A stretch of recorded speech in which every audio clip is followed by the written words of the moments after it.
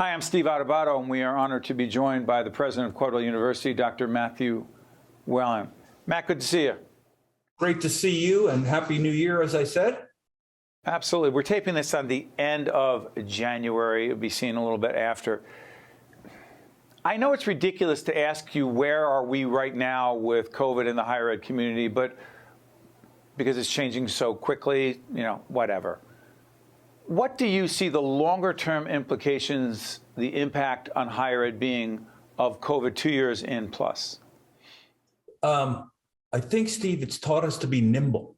It's taught higher ed, which moves sometimes at a glacial pace, has had to become much more nimble in order to get our job done, to meet the responsibility we have to the students, to the faculty, to the people who live on campus. So we've had to become incredibly nimble, which is not something higher ed is known for. And I think if we carry that forward, that will be a good thing for American higher education, the ability to be nimble and move quickly through different issues that present themselves. Yeah. So we're going to do a separate interview with Matt on the issue of leadership on our Lessons in Leadership platform. But I am curious about this, because to me, a lot of leadership is about communication. A lot of communication is about where you're doing it. We're doing this in this format as we speak right now. We're doing this remotely out of our studio. Dr. Whelan's where he is in his office at Caldwell University, but also teaching. I'm curious about this. Even when things get better with this pandemic, remote education will continue to be a part of our world. What are we doing? And actually, to disclose, I'm actually teaching a course up at Caldwell University in a doctoral program for educational administrators, and it's going to be remote. And I've had to work, there's a question here, trust me, if I had to work on this kind of communication, connecting remotely, how are we helping our educators, our professors, get better at that, and our students get better at that? It's a long-winded question. I'm sorry, Matt.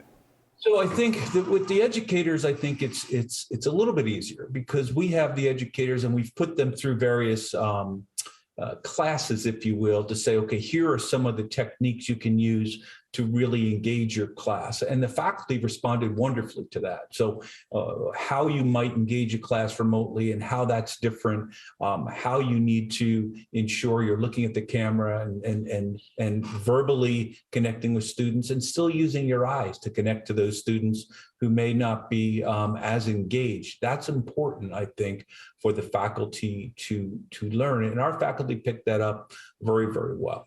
The students, it's more difficult, Steve. It's a great question. How do we do that? But I think it's some of the same. It's to ensure that the content has to be phenomenal. Students have to want to be engaged. That's probably no different than it is in a regular class, but still using those eye connections and those verbal connections.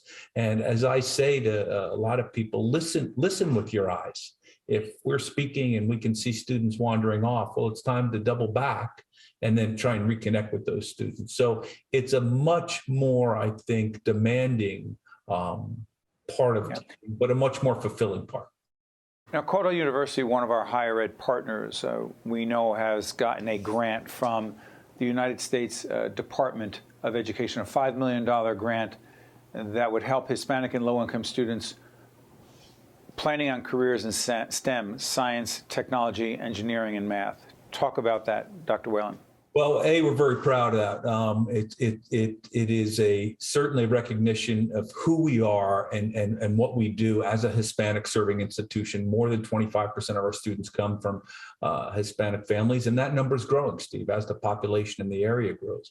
And so we want to be able to reach out to those students. So we're hiring a bilingual admissions counselor. We had one already, but we're hiring specifically a bilingual admissions counselor, a bilingual advisor, a bilingual social navigator who can help the students through some of the issues of dealing with higher education when they come from families, as I did, that may not be familiar with higher education. I would have loved to have a navigator.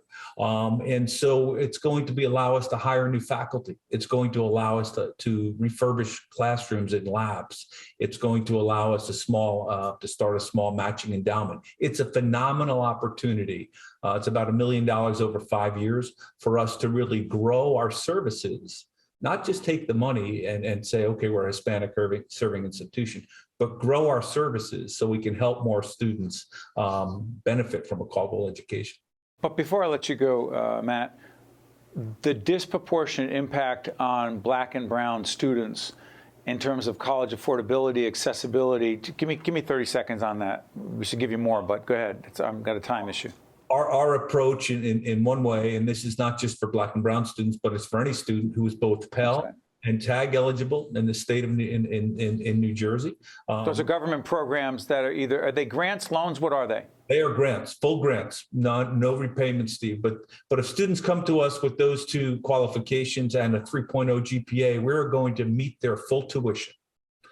They won't pay one dime in tuition. And so those students will be allowed the ability to come to the university and not have to worry about that tuition payment. And that's our commitment to ensuring that students of low-income students, many of whom unfortunately happen to be Black and brown, have the ability to attend a university.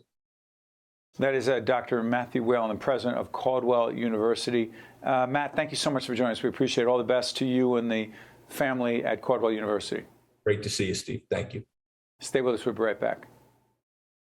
One-on-One with Steve Adubato has been a production of the Caucus Educational Corporation.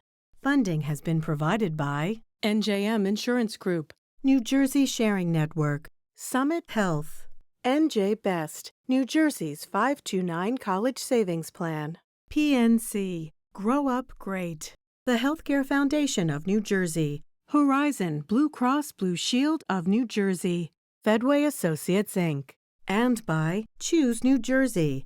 Promotional support provided by Meadowlands Chamber and by New Jersey Globe. NJM Insurance Company has been serving New Jersey policyholders for more than 100 years. But just who are NJM's policyholders?